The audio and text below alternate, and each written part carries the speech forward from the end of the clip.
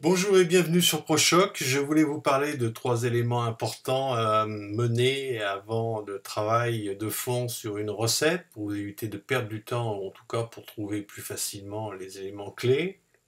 La première des choses, c'est d'aller sur les matières premières, donc le listing des matières premières, et au sein de cette liste, de déterminer, mettons, avec cet outil de filtrage, les matières qui vous intéressent de façon à pouvoir les dupliquer et les mettre en favoris. Alors pourquoi ces deux raisons? Les dupliquer, la première, c'est qu'on ne peut pas changer une des matières premières proposées par ProChoc.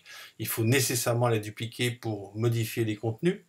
Et puis, la deuxième, c'est qu'il faut la mettre en favori pour pouvoir ne travailler qu'avec les matières que vous appréciez habituellement. Alors, on va d'abord ouvrir une matière première. Je vais dupliquer celle-ci. Le fait de la dupliquer va me l'ouvrir dans la fenêtre principale. Je m'aperçois du contenu de ce produit. Je vais donc faire deux choses a priori, c'est regarder si le prix coûtant me convient, si c'est bien celui qui correspond au prix que je paye. Et puis, je vais surtout m'apercevoir qu'à la différence de la matière première qui n'aurait pas été dupliquée, j'ai ici une petite boîte qui me permet de l'utiliser ou pas pour une finition enrobage ou moulage. Alors, si le produit et la matière première s'y prêtent, évidemment je vais dire oui, parce qu'il est possible que je l'utilise un jour pour ça. J'ai dit oui, je vais en profiter puisque je suis sur cet écran où je peux le faire pour l'ajouter aux favorites, aux matières premières favorites. J'enregistre tout ça, les données sont sauvegardées et je retourne au listing. Alors j'arrive au listing de mes matières premières, c'est-à-dire celles que j'ai dupliquées jusqu'à présent, parmi la liste des 1000 matières premières qui existent et proposées par ProChoc. Et puis je constate quand même une chose sur cet écran, c'est que certaines sont soulignées ou surlignées d'orange et pas les autres. Alors qu'est-ce que ça veut dire? Ça veut dire que celles qui sont surlignées en orange sont déjà classées dans mes favorites.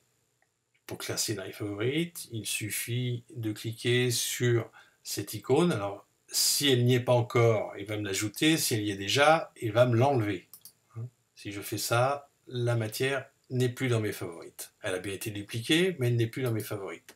Donc je vais la rajouter, et je vais même toutes les rajouter, de façon à pouvoir être sûr de les utiliser dans les recettes, parce que si elles ne sont pas dans mes favorites, ou si je n'en ai qu'une ou deux, et bien je n'aurai qu'une ou deux matières premières dans l'utilisation possible de mes recettes.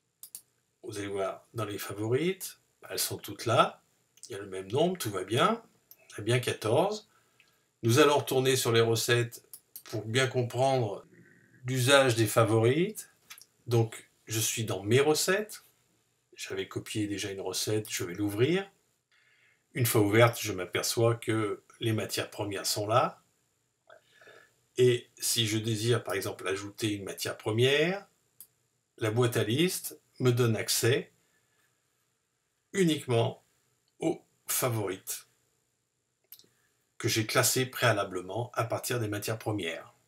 Donc, seront disponibles dans ces boîtes à liste que les matières premières que vous avez indiquées comme favorites, ou si vous voulez avoir accès à l'ensemble des matières premières, il faudra en indiquer aucune favorite.